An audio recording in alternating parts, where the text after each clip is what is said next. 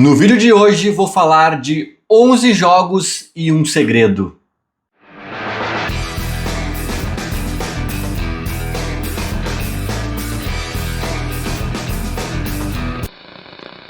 Primeiramente eu queria dizer que eu acabei de falar a vinhetinha de entrada, né, de 11 Homens e um Segredo, né, que é o filme.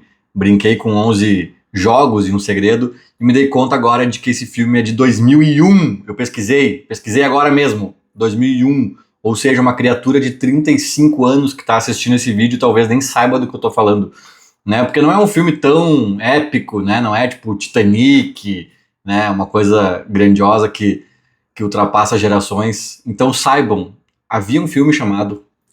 existe um filme chamado 11 Homens e um Segredo. E eu brinquei, e essa piadinha com futebol a gente faz toda hora, porque tem 11 homens, né? Mas neste caso eu falei de 11 jogos, vou falar deles nesse vídeo. E a segunda coisa que eu queria falar inicialmente também é que eu esperei para gravar esse vídeo de hoje, porque eu achei que ele seria sobre Felipão no Grêmio. Eu só quero falar disso quando for oficial, se for oficial, mas quem acompanha aqui o canal, sabe do histórico dos meus vídeos, já deve imaginar que eu vou acabar de gravar esse aqui, vou publicar, quando ele estiver no ar por 2 minutos, Felipão será anunciado no Grêmio, porque é assim que funciona geralmente o meu timing aqui dos vídeos, e aí azar, vou falar disso amanhã ou depois, sabe-se lá quando, mas só falarei quando for oficial. Obviamente eu gosto da ideia, né? Não preciso fazer misterinho aqui, gosto de Felipão no Grêmio, parece que as coisas estão encaminhadas, mas vou falar especificamente disso só depois que ele chegar de fato. Quais são os 11 jogos e um segredo então, né? Vamos direto ao segredo. Na verdade, não é exatamente um segredo, é um desafio que o Mano terá pela frente comandando o time do Grêmio. Lembra que eu falei em algum momento, acho que respondendo a uma fala do Guerra, das poucas falas do Guerra, ele sempre deixa alguma coisa no ar ali pra gente comentar, e ele falou, mas eu tô há 5 rodadas ouvindo corneta porque eu não demiti o Quinteiros, agora eu demito e sou criticado também.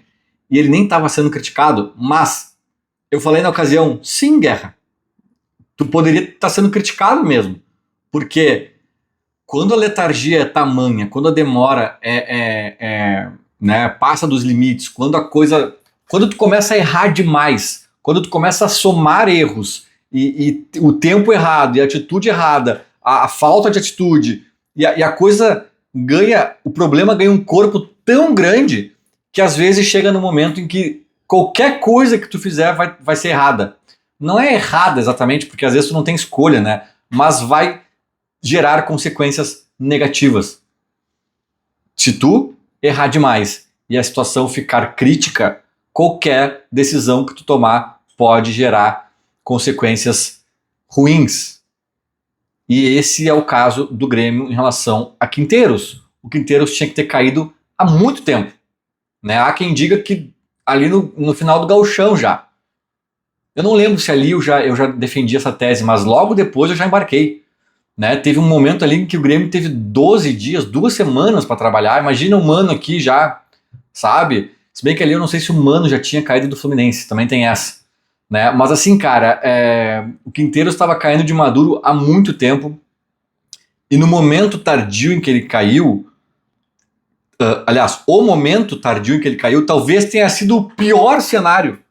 O pior cenário para acontecer essa troca de comando do Grêmio. Ainda assim, é melhor do que ter mantido o Quinteiros, entende?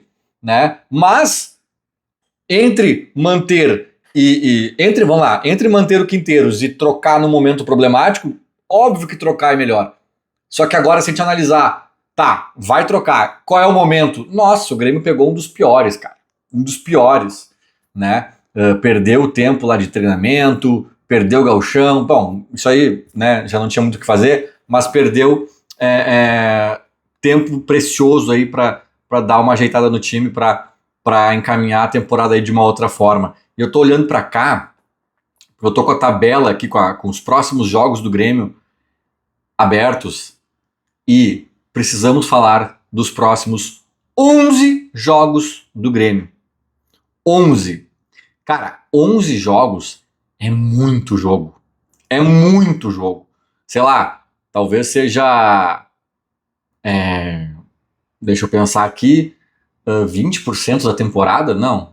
Sei lá, depende também até onde tu vai nas Copas e tal. Mas assim, 11 jogos é muita coisa. É muita coisa. E o Grêmio simplesmente terá uma sequência de 11 jogos em que Mano Menezes não terá tempo de qualidade. Eu diria mais, não é nem de qualidade, ele não terá tempo hábil, talvez nem de qualidade e nem de pouca qualidade. Ele não terá tempo para, de fato, treinar o time, repetir movimentos, repetir orientações e implementar, de fato, o que ele acredita. Cara, vai ser muito no grito, muito na conversa, muito na prancheta, talvez mostrando vídeo, talvez, sabe, aeroporto, vestiário, hotel, e vai ter que ser ali. Olha só, gurizada, sabe aquela ligação direta do Gustavo Quinteiros? Esqueçam. Quando tiver com a bola, faz isso, não faz aquilo. Ô fulano, você lembra que tu corria pra cá, não sei o quê? Não corre, corre pra lá. E aí o treinamento vai ser o próximo jogo. O treinamento vai ser um jogo que pode nos eliminar de uma competição. O treinamento vai ser um jogo que pode nos soterrar num problemático e dramático Z4.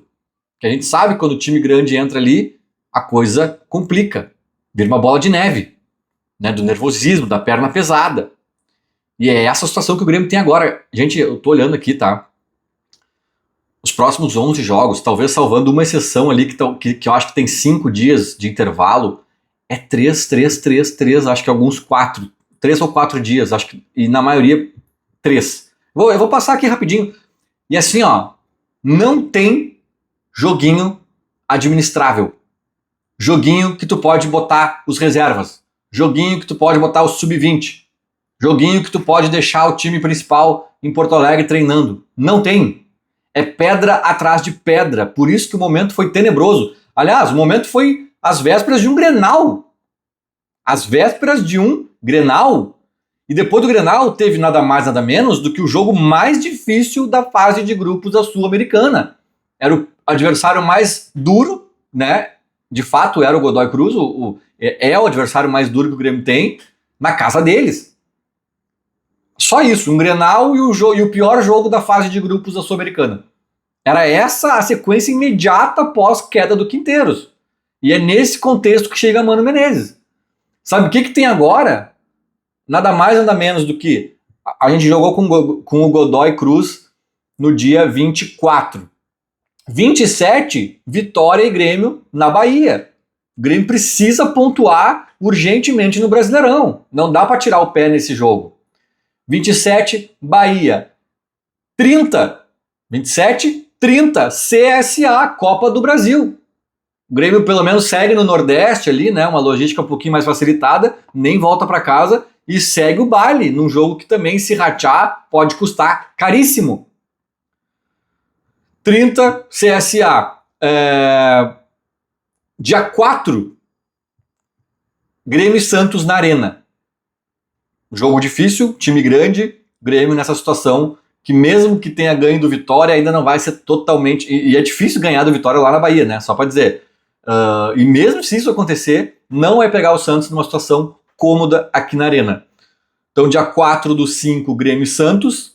Dia 7, dia 4, Grêmio e Santos. Dia 7, no Peru, o Grêmio pega o Atlético Grau, que é um time fraquíssimo, mas que fez enfrentamento aqui na Arena, e o Grêmio pega eles lá com a obrigação de ganhar.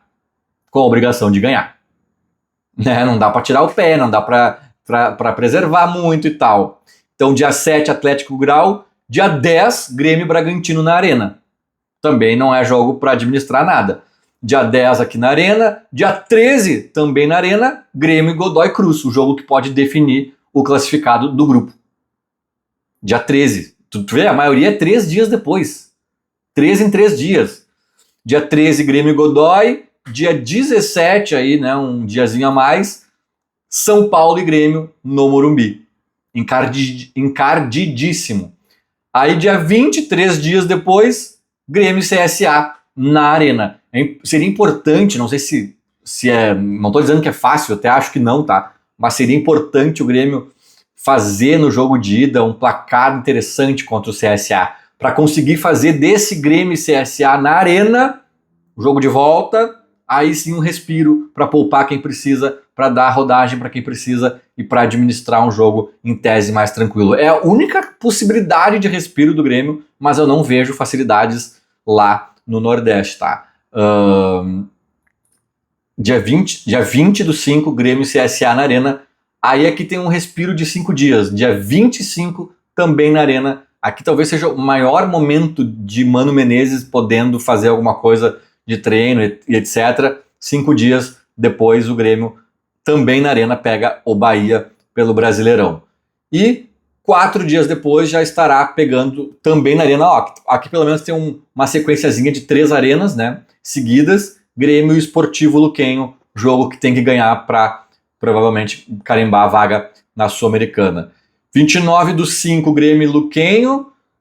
1º do 6 já tem jogo fora de casa, mas contra o Juventude. Interessante, ó, que tem uma sequência boa de Rio Grande do Sul. 3 jogos em casa, Juventude, dia 1º.